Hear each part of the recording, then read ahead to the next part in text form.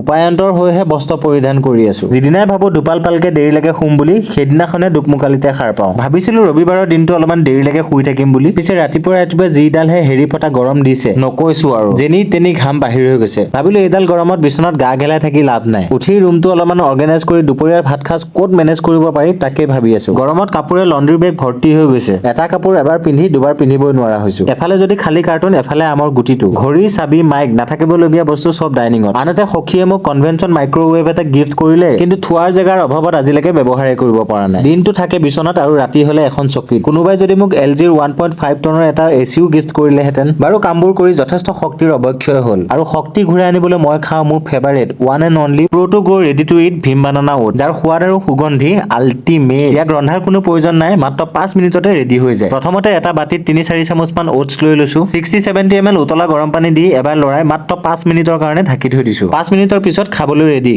আছিলে কাৰণে কেইডোখৰমান আম আৰু কেইটামান ড্ৰাই ফ্ৰুটছ এড কৰি দিছো।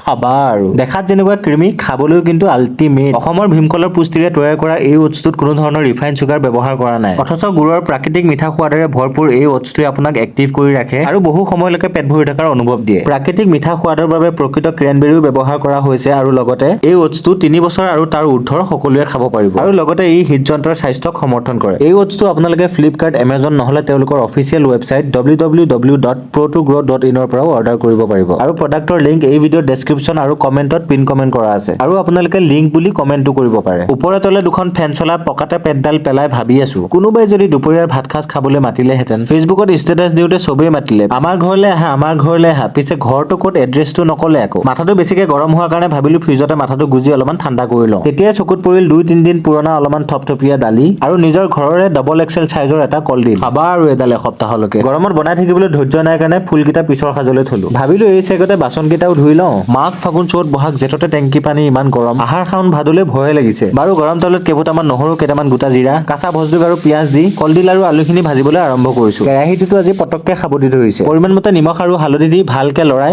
অলপমান কুহুমীয়া গৰম পানী দি দিছো যাতে লাগি নধৰে, আৰু ঢাকনখন মাৰি সিজিবলৈ দিছো। আনহাতে মোৰ কুকাৰটো নিজে নিজে এটা চিটি মাৰিলে। কলডিল ভাজিখিনিত ভাবিলো দুটা কণী ভাঙি দিওঁ। যেতিয়াই চকুত পৰিল এটা কণীৰ দাম 14 টকা। নাই বাপাহাৰে, দুটা কণী খাবা নৰি। এটাই চুচি বাচি আঙুলিত লাগি থকাখিনিও দিছো। 2 মিনিটমান ভাজাৰ পিছতে ভাজি ৰেডি। প্ৰেছাৰৰ ঢাকনি খোল খোৱাৰ লগে লগে ঠাণ্ডা বাতি দালিটো ভৰাই দি ঢাকনখন মাৰি গৰম হ'বলৈ দিছো। তেতিয়ালৈকে ভাবিলো ওজনটো কমাই আহো। টেংকি পানী দি হেৰি ধুওঁতে গম পাই গৈছো। উপায় নাপাই তেনেকেই গাটো ধুই সুদাই নিকাই ভাতকেইটা খাবাই লৈছো ঘৰতে। কলিতা চাউলৰ ভাত, ডবল এক্সেল চাইজৰ কলডিলৰ ভাজি, ফুলকুমলীয়া তিয়হ আৰু 3 পিচমান নেমু, লগতে থপথপীয়া বাহি দালিৰে খাবা আৰু। কি আল্টিমেট হৈছে, 10 আউট অফ 10। পিছে দুপৰীয়াৰ ভাত খাওঁতে খাওঁতে 4টাই বাজিলেগে। ওটছখিনি খাইছিলো বুলিহে। পিছে আজিও মোৰ ৰবিবাৰটো গল্লাই গেল।